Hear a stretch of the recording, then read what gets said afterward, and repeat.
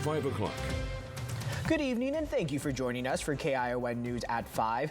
Today marks 30 years of the Watsonville Peace and Unity March. As KION's Natalie Gutierrez explains, a panel discussion today inspired by the march allows community members to pay tribute to those who lost their lives due to violence.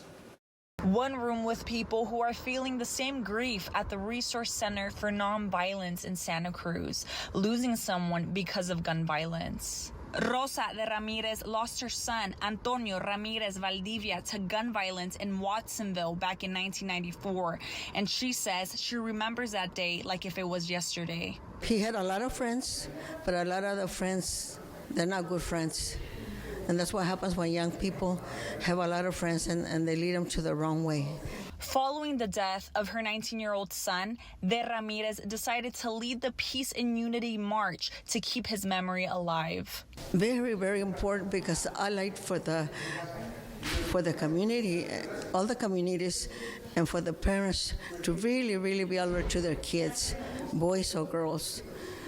I like to see a lot of changes like it has been happening since all this march has been going through. Just like De Ramirez, there were other families and community members at the Peace and Unity panel discussion. County leaders tell me the Peace and Unity March is not only about remembering loved ones who have passed away, but also how to address violence in communities on the Central Coast. The numbers are almost over 100. People have lost their lives since this march started, and we know that every year, we have new young people coming into adolescence and adulthood, that we have to continue to educate our young people about the impact of violence in our community and also hopefully prevent. Monterey County Supervisor Luis Alejo tells me this march aims to bring together people from different regions of the Central Coast. Community organizers also say local nonprofits take part in the marches to offer their services to victims of violence. In Santa Cruz, Natalie Gutierrez, KION News Channel 46.